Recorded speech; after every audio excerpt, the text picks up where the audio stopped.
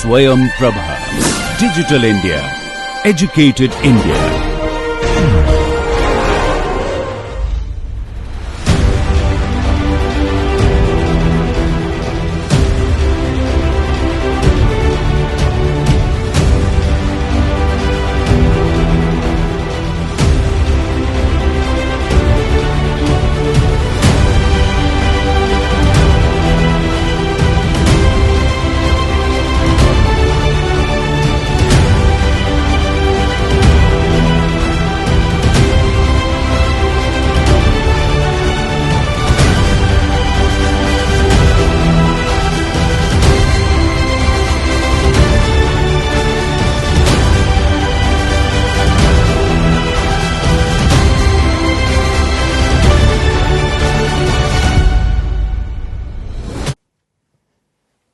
So, today we will discuss a few heat treatments and the idea of heat treatment is that we reorganize the microstructure, we try to get the kind of properties that we want in the material. So, we try to reorganize the structure, we reorganize the alloying elements which we have added and try to get the kind of microstructure that will give us strength. For example, at times we want a combination of strength and toughness, sometimes we want only hardness, sometimes we want the material to be soft.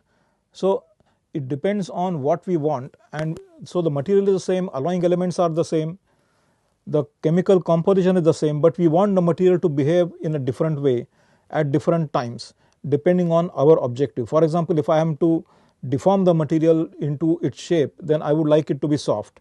On the other hand, in service I would like the material to be as hard as possible. Sometimes in service again as in case of gears or as in case of transmission shafts, I would like the surface to be hard but the inner material to be tough. So, there are a variety of combinations of properties which I might expect under different conditions, and for that I need to adjust the microstructure, I need to adjust the organization of the alloying elements in the material so that I can get those properties.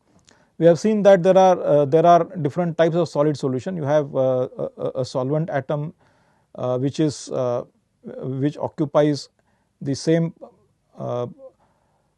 sites as the base metal. So, this is called a substitutional solid solution, and here you have the solvent atom which is intermediate, which occupies intermediate positions between the base metal atoms. So, this is called as interstitial solid solution. So, what happens when an interstitial solid solution is formed is that the lattice structure gets distorted. In substitutional solid solution, it gets distorted in a to a very small extent, because the rule for substitutional solid solution is that the atomic diameters should be very similar. So, when the atomic diameters are very similar, the distortion will be minimal, and therefore the strengthening of the material will also be minimal. But when you have an interstitial solid solution, the distortion is quite significant. For example, when the difference between the atomic diameters is large, as in case of steel, as in case of iron and carbon, in steel you have iron atoms at the lattice sites, and then there is an intermediate site where you have a small atom of carbon seated there. So, this results in stresses getting induced locally, and therefore, the lattice distortion takes place. Lattice distortion means that the atoms which were at their minimum energy configuration gets dislodged from that configuration, because now there is some kind of repulsion or some kind of force acting on those atoms. So, they are, let us say, pulled apart, okay, and then when they are pulled apart, naturally they cannot remain in the position of minimum energy. So, there is always some force acting on these atoms, there is always an energy level that is higher than the minimum energy level. So, now whenever you add interstitial solid solution, when you add a small atom to form an interstitial solid solution, the distortion of the crystal lattice results in increase in energy of the crystal lattice. So, this high energy will always be reactive, this high energy state of the material will always try to come back to its original default state of minimum energy, and that is the reason why we need the properties of the material changes. For example, hardness will increase, for example, the strength will increase, but corrosion resistance will go down, because what happens is, by virtue of having increased the energy level, it will readily react with anything that comes in the way. For example, it is easy to oxidize it, it is easier for an acid to attack it. So, corrosive elements can attack materials at high energy levels as a result of addition of these alloying elements, particularly the interstitial alloying elements, which create a significant lattice strain. We will see different phases in which you can get different magnitudes of lattice strain. For example, in case of martensite, you have what we call as body centered tetragonal structure, and there the lattice strain is quite much more significant as compared to a body centered cubic structure, for example. So, we have different magnitudes of lattice strains introduced by different kinds of structures. Large amount of carbon, large amount of interstitials will result in large amount of lattice strain. So, high carbon martensite and low carbon martensite will have different strengths because of distinction between the distortion of the two lattice structures. Small distortion when carbon percentage is small, larger distortion when carbon percentage is large. So, that is the reason why we can get different kinds of strain, different levels of hardness, different levels of toughness that we might desire, depending upon how much carbon remains within solution, how much carbon gets precipitated out as phases like iron carbide, and all this is managed using what is a process called as heat treatment. So, it is very important that we finally arrive at the right microstructure by a schedule of heat treatments, so that the alloying elements get reorganized in a desired manner. Now, we have a concept of hardenability. So, the whole idea of adding alloying elements is to harden the material, to increase its strength. Now, the question is, yes, you have added alloying elements to increase its strength, alloying elements are in solid solution, that is it. So, now the strength is whatever lattice distortion it might create will give you the strength. But then there is always a possibility of getting different crystal structures. For example, instead of body centered cubic, you can get body centered tetragonal structure, or getting more distortions in the crystal structure by converting one structure to another structure by again a heat treatment process. The objective here is to increase the hardness of the material by getting an inherently harder phase to get generated in the material. So, for example, if you heat the material like steel with fair amount of carbon, maybe medium carbon steel or high carbon steel, then you heat the material to a single phase range, let us say austenite, and then you quench it very rapidly, quench it meaning cool it very rapidly. Then what happens is, there is a transformation which is completely diffusionless. Now, as opposed to equilibrium transformations where diffusion is permitted, where the cooling rate is extremely slow, here the cooling rate is extremely high, so that there is absolutely no diffusion that can be permitted. Now, the crystal structure therefore changes not to body centered cubic. So, we might have started with body centered cubic, we went to face centered cubic structure of austenite, and then by virtue of very high level of cooling rate, we came down to a structure called body centered tetragonal structure of martensite, and this structure is much harder, and the possibility of forming this structure generates the concept of hardenability.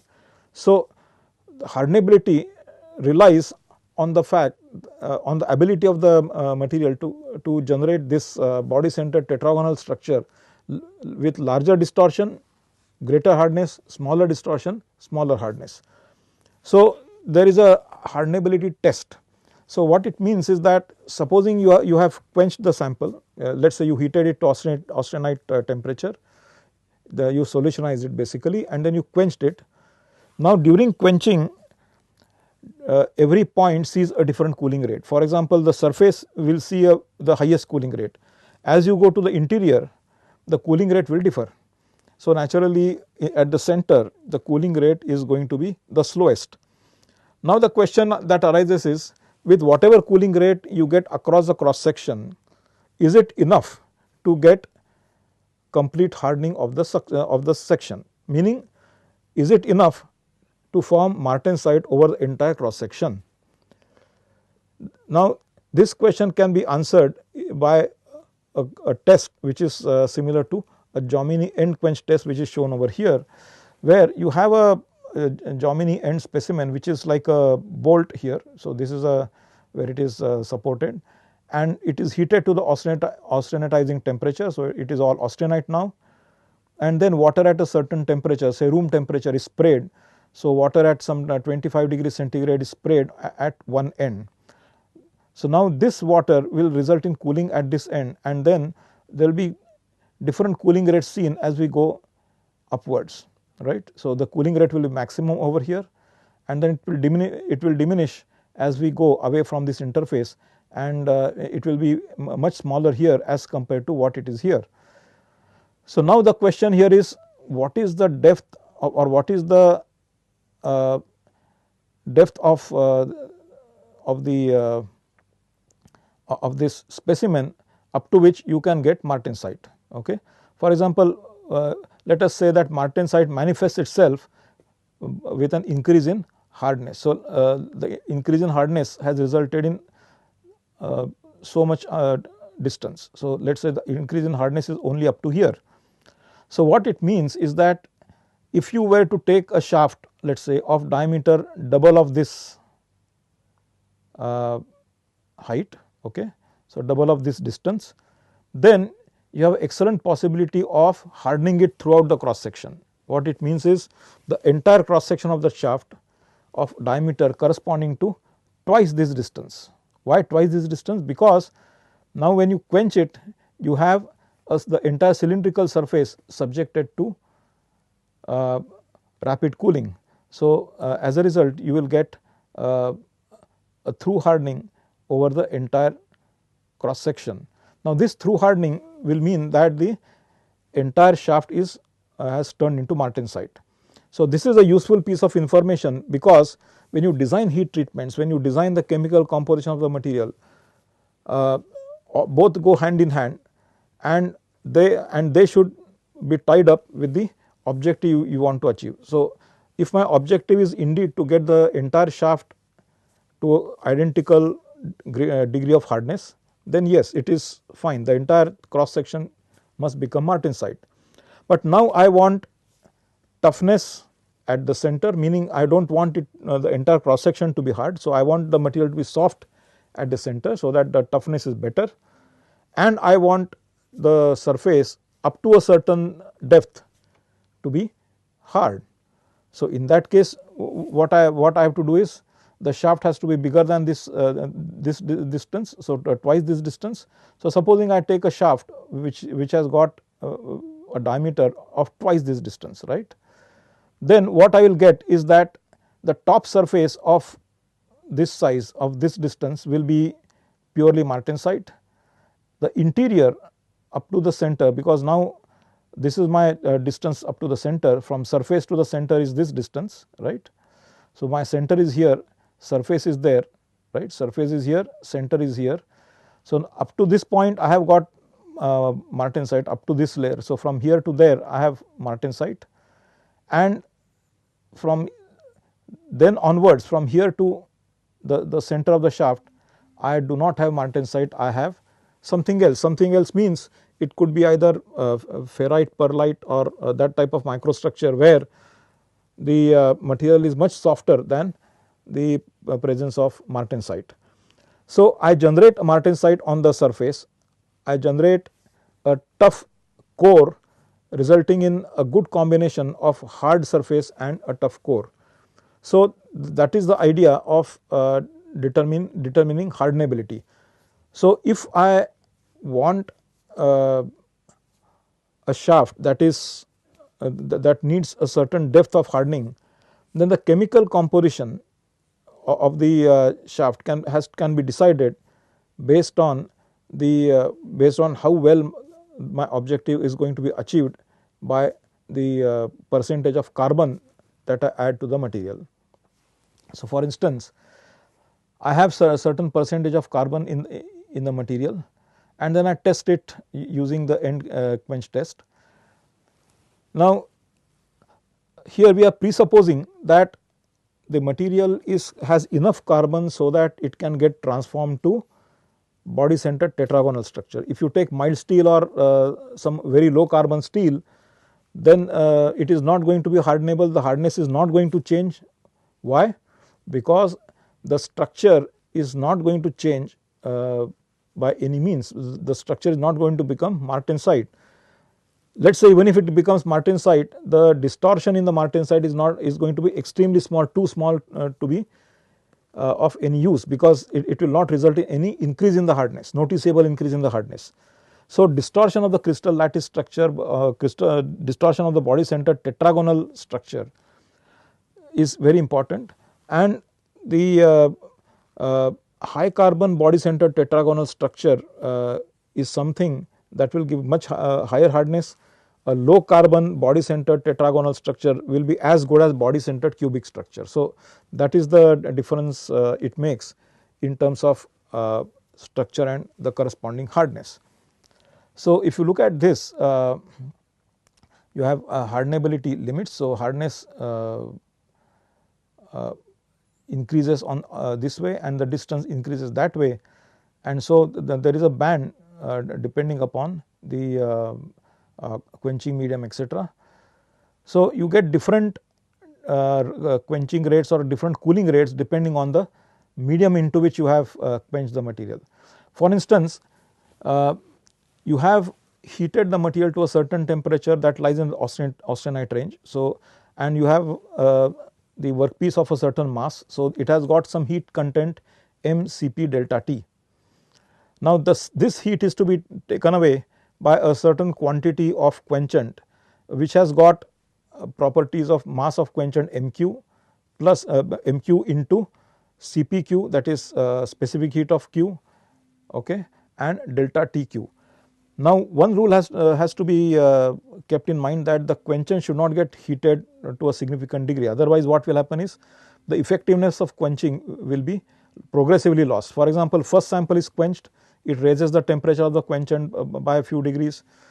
Next sample is quenched, again the temperature goes up by a few degrees, and then finally if you have quenched n samples, you will find that the last sample has been quenched at a much lower rate as compared to the first sample. So, naturally you will get a big difference in the microstructure and therefore big difference in the property. So, the procedure is the same, but then the repeatability that you are expecting will not be there. So, it is important that there is no significant change in the temperature of the quenchant, that is one, and the cooling rate will change depending on the specific heat of the quenchant as well as how it was circulated, meaning whether it was forced convection or what was the rate of heat transfer, whether stirring was involved. So, these are some of the issues which govern the rate at which the temperature came down. So, the rate at which the heat was lost is the rate at which the heat was carried away by the quenchant. So, here you have different quenchants. So, you have for still water, still oil quench, okay, and then there are different materials which have different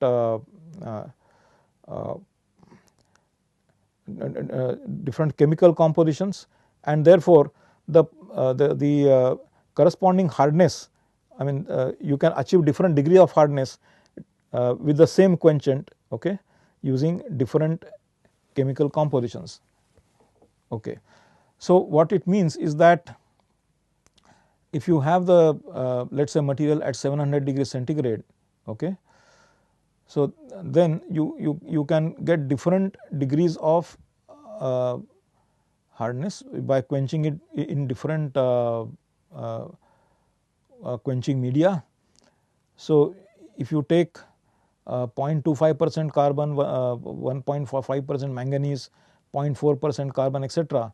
So these are the ones where the hardness, so the distance from the quenched end is on the x axis. So you get a very small layer of hardened, you get a very small layer of hardened layer or thin hardened layer. However, if you have 1% chrome moly steel, for example, then the entire cross section, so as we go from here upwards, the entire cross section is much harder than what it was, what it would be if it were just 0.25% carbon and 1.5% manganese. So by adding these chromium and molybdenum to the steel, you have been able to get a more uniform hardness over the entire cross section. Now let us see the iron carbon diagram, which is which will give us some clue about how we can adjust the, how we can or reorganize the chemical composition, how we can readjust the crystallographic structures, so that we can get different kinds of strength in the material by doing proper heat treatments. So it is not always necessary that you should quench rapidly or you should cool rapidly. The organization of these atoms, solute atoms, into different phases depends upon the temperature of heating, the rate of heating, the rate of cooling, and a temperature from which the cooling was done. So for example, I told you that if the temperature is high and cooling rate is very rapid, then you will get body centered tetragonal structure called martensite. If the cooling rate is relatively small, you may get something else, you may get let us say perlite. So it all depends upon the rate of cooling and the temperature from which the material was cooled. So that is why we look at the different different diagrams. So presently we are talking about an iron carbon equilibrium diagram, where the cooling rate is at an equilibrium rate, meaning that the cooling rate is so small that the two phases are in equilibrium with respect to each other. So if you look at this iron carbon diagram, you have ferrite and perlite over here. So if you cool the material slowly, then you get ferrite and perlite for hypereutectoid composition here. So this is the eutectoid point where you get pure perlite, and then you have in hypereutectoid steel you get perlite and cementite. The steels run up to 2% of carbon, and beyond that you get what we call as cast iron, because now you have here austenite and getting converted to what we call as ladeburite and cementite, and then finally you get austenite being converted to perlite as well, retained austenite getting converted to perlite. So you have austenite, ladeburite and cementite. Austenite becomes perlite, and you have cementite, perlite and transformed ladeburite at relatively lower temperatures. This is a eutectic point. This is a eutectic point where you have cementite and ladeburite as a eutectic. So, so that these are the two phases, and this occurs in the regime of cast irons. So as the carbon percentage increases, the amount of cementite increases, and at 6.67% carbon, you reach the stoichiometric proportion of carbon to form 100% cementite. So the entire structure is going to be cementite. So we do not go beyond that, because it is pointless. You will not get any strength, or you will not get any alloy of practical use after if you add more than 6.67% of carbon. So 6.67 of carbon itself is too much. In fact, the people add much lesser carbon because you need, apart from hardness, certain amount of toughness. By heat treatment you can reorganize the microstructure of the material to precipitate, let us say, graphite for instance. Now you can have either carbon in a fully combined form as in case of Fe3C, but if you do not want hardness, you do not want just hardness, right, because there are very limited uses where you need only hardness and nothing else. So you want a chemical composition where the properties, a number of properties are achieved by the same chemical composition. So now by precipitating some amount of carbon out, you pay in terms of reduction in hardness, but you can tolerate that reduction in hardness by introducing an additional property of lubricity due to graphite precipitation. So now when you make a lathe bed or some machine tool structure where you have sliding elements, then the graphite which gets generated by heat treatment, now this graphite serves to achieve lubrication between two moving parts. So the coefficient of friction between two moving parts can be reduced by the presence of graphite.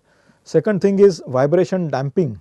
So many machine tools, or most machine tools, especially the cutting machine tools, they are subjected to lot of vibrations due to the cutting action, and these vibrations have to be absorbed. So now the graphite has got the property of damping. So the machine tool frame or the machine tool structure, the body of the machine tool absorbs those vibrations, and therefore the quality of the cut is smooth.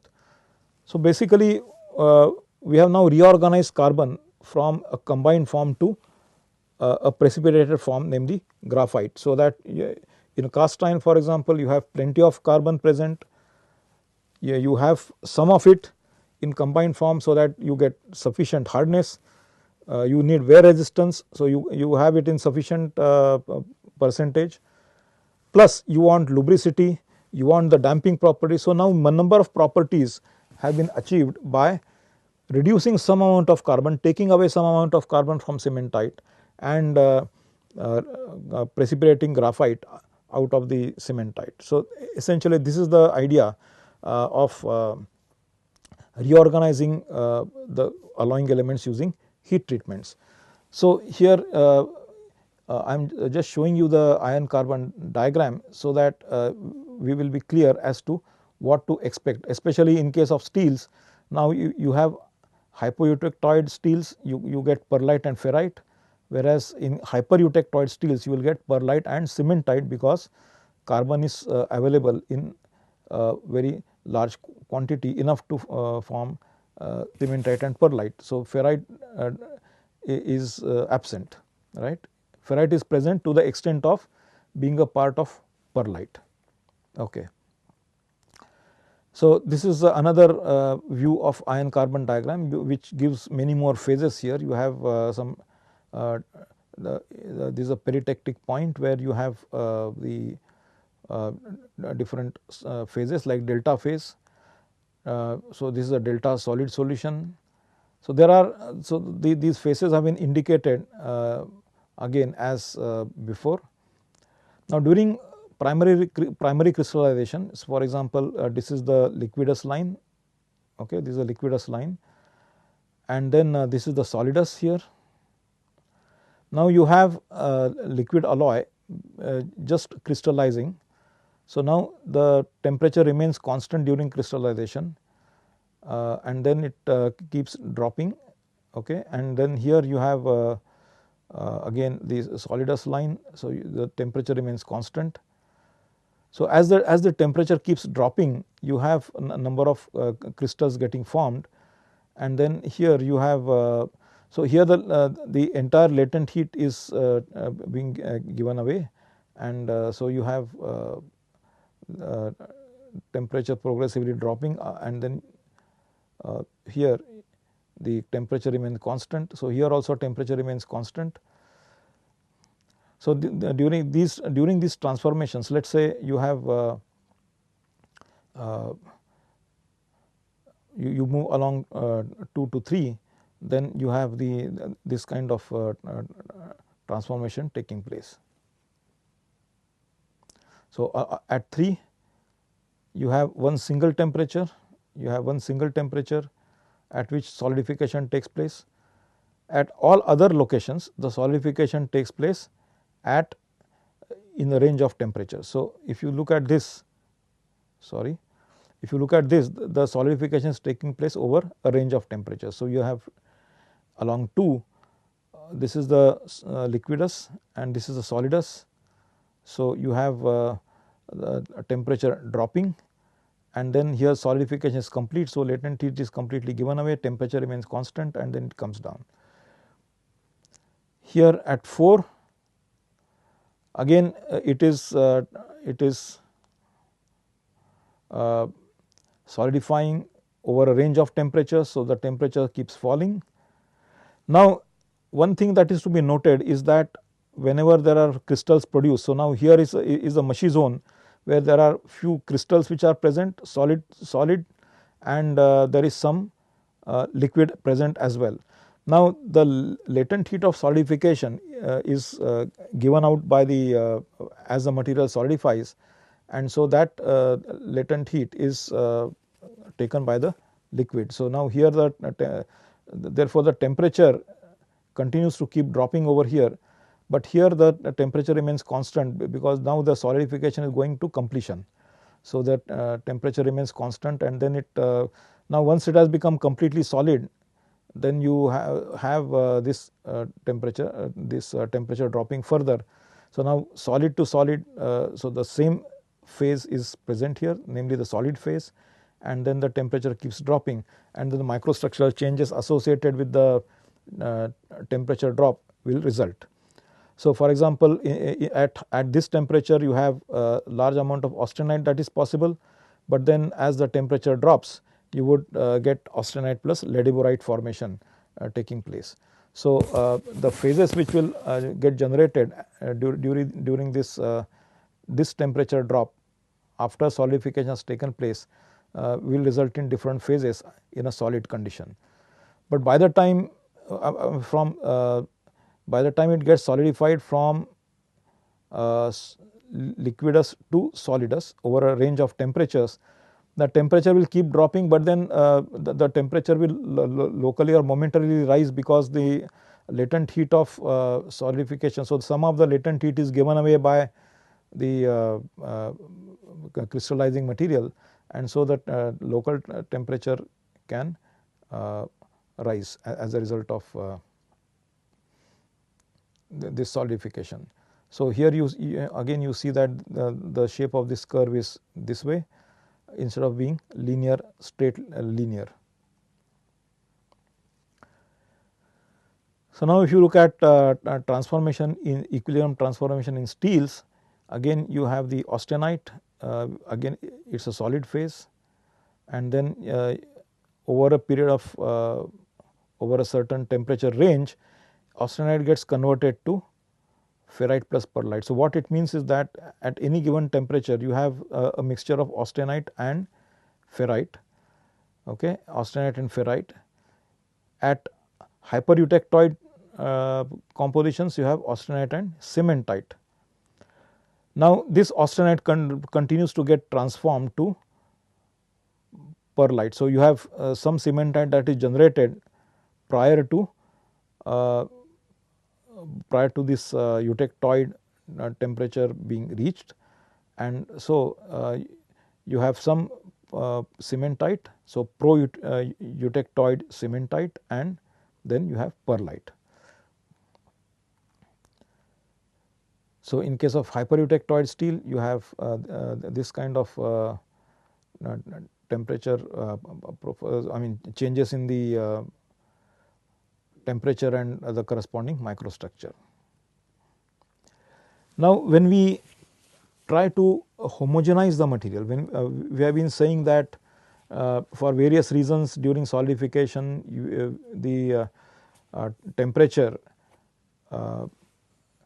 during solidification the temperature decreases from surface inward. So, the innermost region of the mass of material experiences the slowest cooling rate.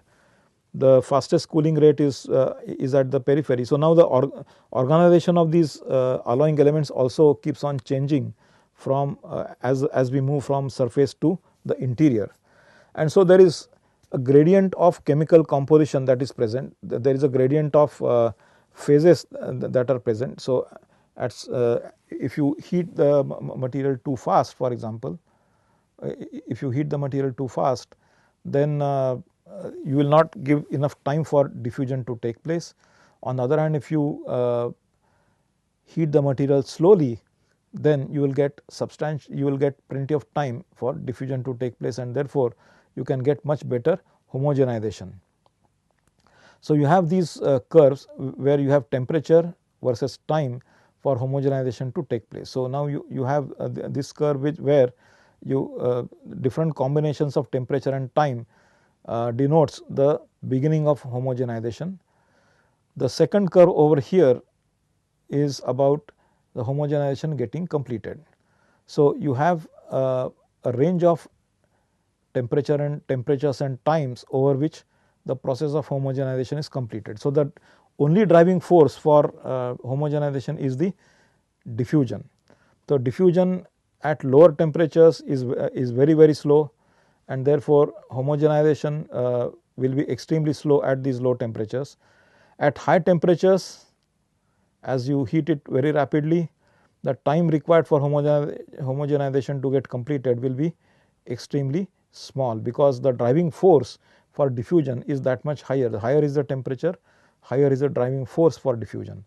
So, homogenization, which is completely diffusion dependent process, right.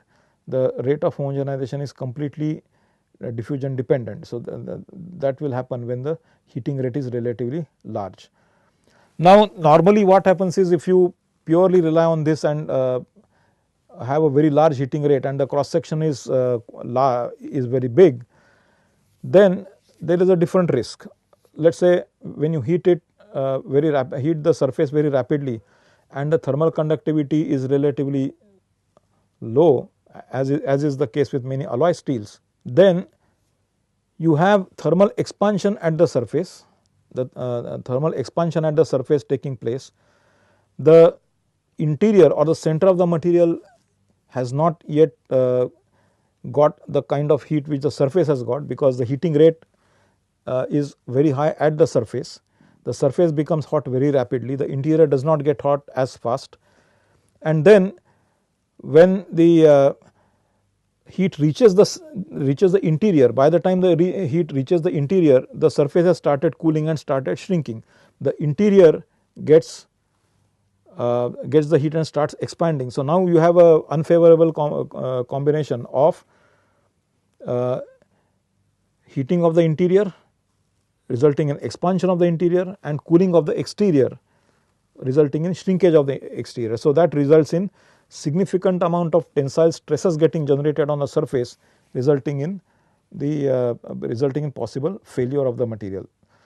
Plus, you can also get some internal failures, because if the heating rate is too high, you can also have let us say delamination, or there can be defects as a result of the surface becoming too hot and expanding too fast, right. So, these discontinuities can get generated in the material if the heating rate is too fast.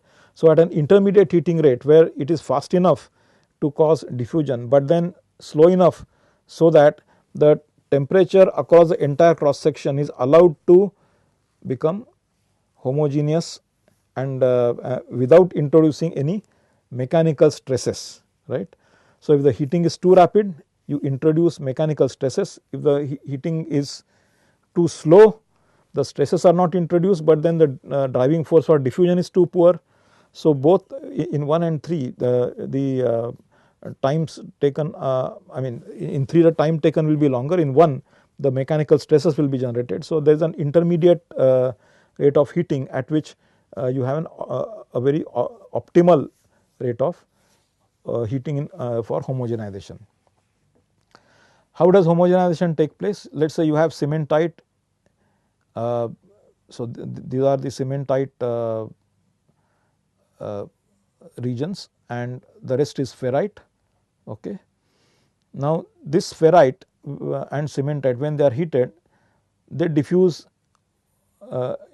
into each other. So, what it means is that the carbon from cementite. So, cementite has got orthorhombic structure and that gets converted into a face centered cubic structure of austenite. So, this means that the diffusion is much higher, or the facility of diffusion in a face centered cubic lattice is much better than the other one. So, you have ferrite through which diffusion is difficult because it is body centered cubic.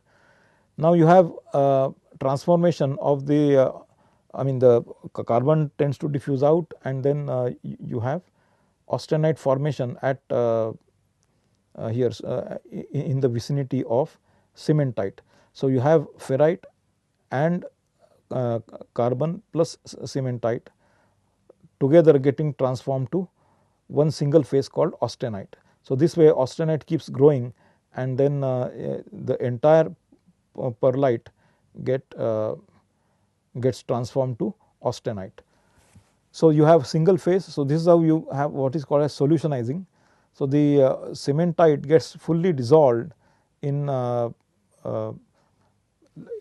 matrix of ferrite to generate what we call as austenite. Now, if you look at this chart, what it shows is that as the weight of charge increases, the holding time also tends to increase. So, if you are if the weight of your workpiece is higher, then the holding time also increases significantly, and it also depends on the thermal conductivity. The holding time will be lower when the thermal conductivity is higher. The holding time will be more if the thermal conductivity is lower, because it takes that much longer for the entire section to come to the same temperature. So, if you want homogenization, it is not just chemical composition that is to be homogenized. The first requirement is that you need to homogenize the temperature, because temperature is the driving force for diffusion to take place. So, if you want this cementite to get converted to austenite, cementite surrounded by ferrite to get converted to austenite, then you need diffusion of carbon atoms, you need diffusion to take place, so that you can progressively transform the this entire iron ferrite and cementite mixture to a single phase called austenite. So, if the entire mass of material is at the same temperature, then this diffusion becomes that much more that much faster, and it takes place equally over the entire cross section. Now, imagine a situation where there are volume changes taking place. Now, when something gets transformed, when there is a phase transformation, there is a possibility of volume changes taking place. Now, these volume changes, if they take place uniformly over the entire cross section, it is fine. But if they take place differentially over the entire cross section, then they can induce stresses during the course of transformation. As a result, it is important that you carry out homogenization so that the temperatures get uniform, the transformation happens at a uniform rate, so that the entire cross section is not subjected to any kind of mechanical stress. So, this is what we have seen as iron carbon diagram. So, now if we look at the heat treatments which are very fundamental or very basic heat treatments which are needed in the industry, you have normalized the material, you have homogenized it. So, chemical composition is taken care of. Now, you let us say shape the material into different shapes, and now after that you let us say machine it or do whatever operations you wanted. Now, there are number of stresses which might be present during the course of manufacturing, be it let us say heat treatment for getting the hardness, for increasing its strength, be it for at the end of forging or manufacturing route as such. So, many times you want to relieve the so called residual stresses which are present in the material. I have already spoken about stresses present in the material for various reasons. One is due to, let us say, temperature gradients being generated in the material, differential thermal expansions in different regions of the material. So, there are number of stresses, number of sources of stresses which get generated in the material. There are stresses left behind by different processes which we conduct on the material, and so you have to relieve those stresses. So, residual stresses have to be relieved. Now, these residual stresses are the ones which are kind of unreleased elastic strains. Basically, residual stresses are caused by so called unreleased elastic strains, because if the stress went beyond elastic limit, then it would locally cause a plastic strain, a permanent deformation, and then the stress would get relieved. But then because the stress is in the elastic range, it is still present, and it raises the overall energy level of the atoms, because now the atoms inside are not at their minimum energy levels because of this elastic stress or the residual stress being present in the material. So, what we need to do is that during annealing, we need to bring down the yield point of the material, because as we heat the material, the yield point of the material comes down. So, as the yield point comes down, the residual stress has a good chance of releasing itself, because now the stress could be higher than the yield point of the material at high temperature. So, as a result, what we find is that the stress relief annealing takes place at a temperature where the residual stresses exceed the yield point of the material at that annealing stress relieving temperature, right. On the other hand, you have a process called normalization. So, normalization means the cooling rate is equal to the cooling rate of the ambient air, whereas annealing is deliberately maintaining temperature at a certain level depending on the purpose of heating the material. So, I told you about stress relief. If you increase the duration of heating, if you increase the temperature of heating, then you will get what is called as recrystallization, meaning the crystals which were initially present will recrystallize, new crystals will get formed. Okay. So, it is like resetting the entire microstructure. So, you have a grain size of certain grains of certain size, you have certain size of phases, but then everything gets reorganized completely if you take it to the recrystallization process. So, annealing has got 3 different phases. One is stress relief, which happens initially. So, you do not have to always go to recrystallization unless you want to get a different grain size, for example. But if you want to just relieve the stresses and that is good enough, there is no need to change the grain size.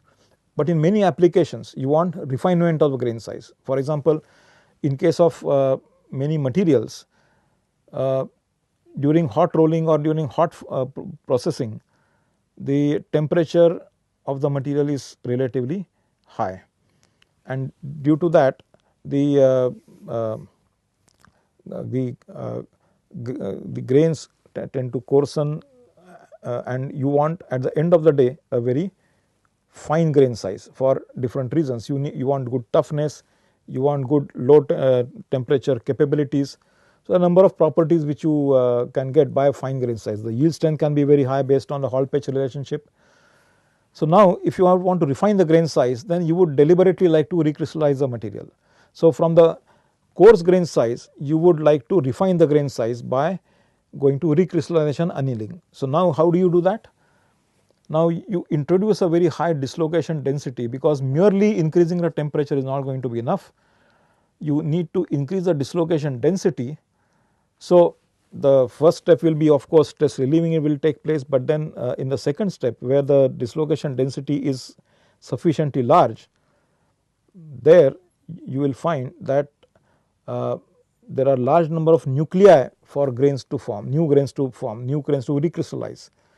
So, when you are doing this stress relief annealing, you do not really change the dislocation density as such. What you do is you reduce the residual stresses in the material, you remove the residual stresses. But when you increase the temperature further into the domain of recrystallization, then these dislocation regions of this high dislocation density form nuclei for generation of new grains, and therefore the new grains get nucleated at these regions of large dislocation density. So, that is how you get recrystallization, and then if you again heat the material further for longer durations, then the grains will again start growing. So, you started with a coarse grain size, you wanted a fine grain size. So, you annealed the material, you relieved the stresses, you again went further into the regime of recrystallization after working the material to a very strong dislocation density, very high dislocation density, and then you got a fine grain size. So, if you stop at this, then you have a material that was initially of coarse grain size, and at the end of the heat treatment process of annealing, you have a fine grain size as desired. So, most of the times we need to stop with the fine grain size, we do not want to get into the grain growth region, because that serves little purpose. You need a large grain size only at high temperature deformation to resist creep, but then we are not talking about that at the moment. For most of the applications which we encounter, you need a relatively small grain size. So, that is the reason why annealing is a very important step.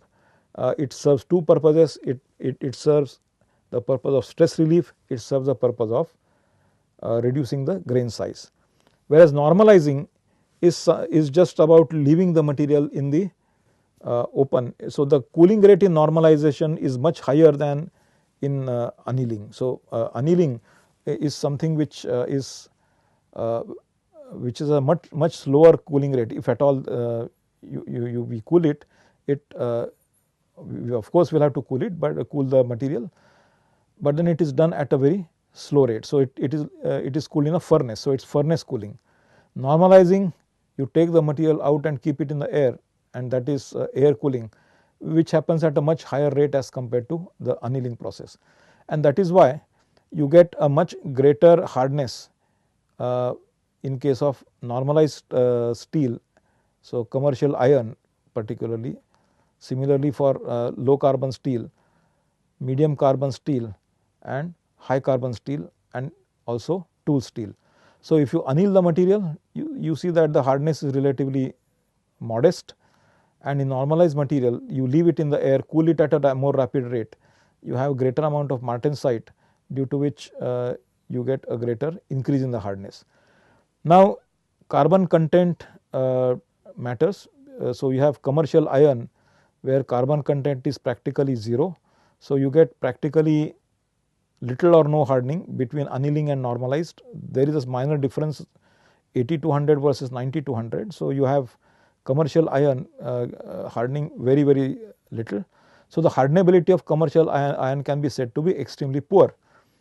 However, if you have low carbon material, its hardenability is also low, because you can get with annealing 125 Bhn, normalizing 140 Bhn. So, nothing much is achieved by higher cooling rate in normalizing, but on the other hand, as you increase the carbon percentage here from medium carbon to high carbon, so you have about 45 Bhn increase, 45 Bhn jump, here 50 Bhn jump in case of tool steel between annealed and normalized material. So, this is entirely because of the chemical compositions, the difference in the chemical composition between, let us say, tool steel to high carbon steel to medium carbon steel to low carbon steel.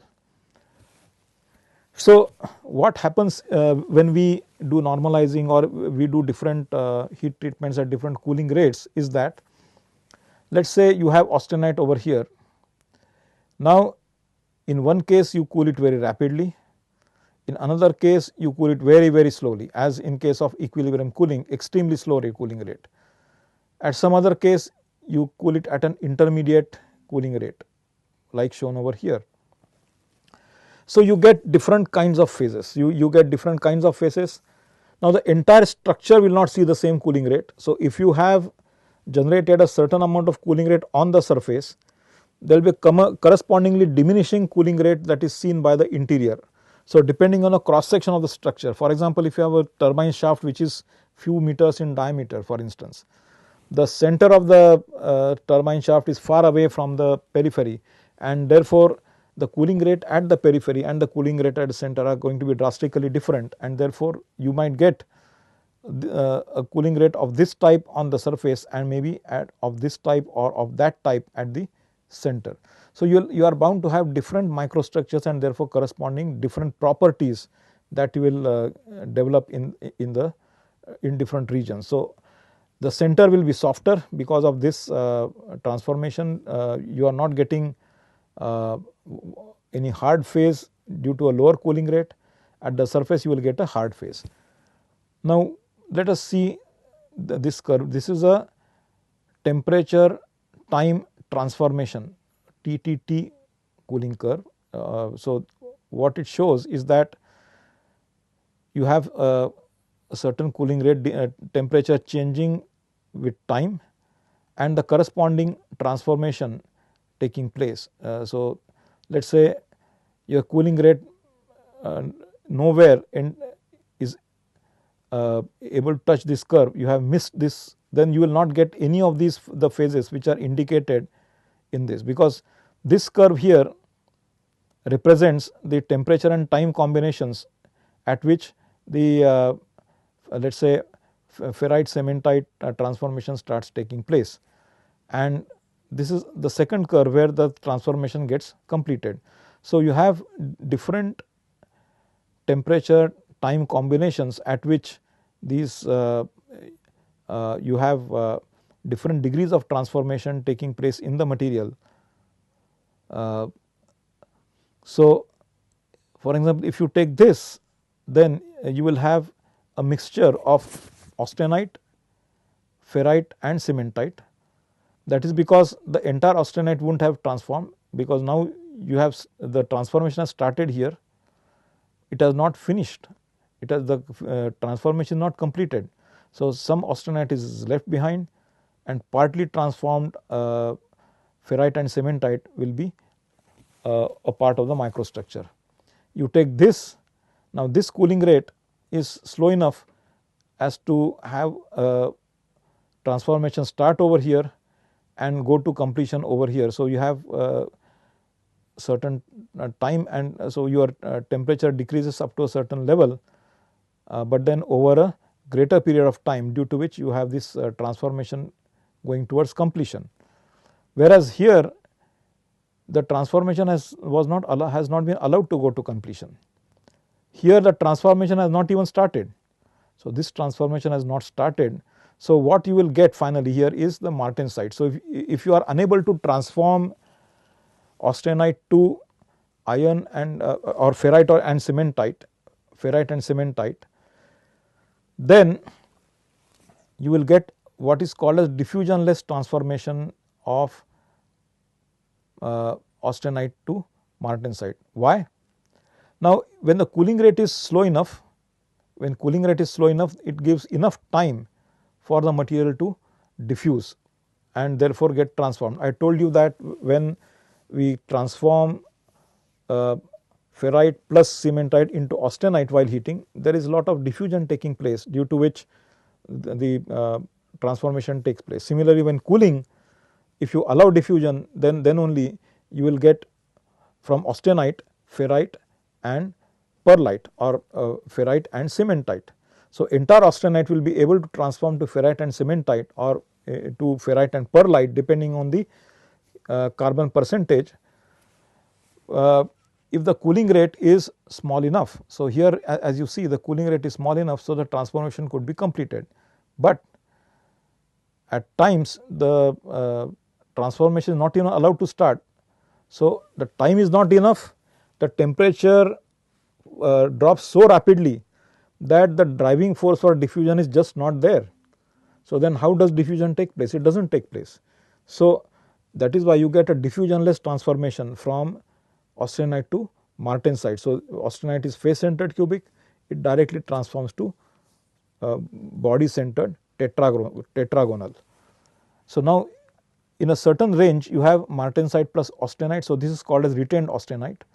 So, now the reason why people transform to martensite is that they need different very high level of hardness, okay.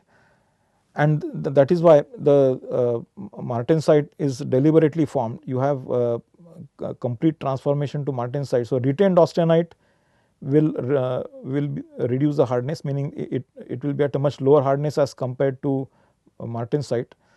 So, you will, if you have a mixture of martensite and austenite, then the purpose of transformation is not fully achieved. So, austenite has to fully transform to martensite to achieve the purpose of hardening.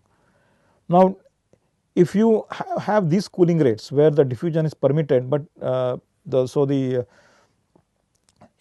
are 3 different cooling rates where the transformation has gone to completion, you do not get the same microstructure, because with a faster cooling rate you will get very fine lamellae or very fine perlite or something like that.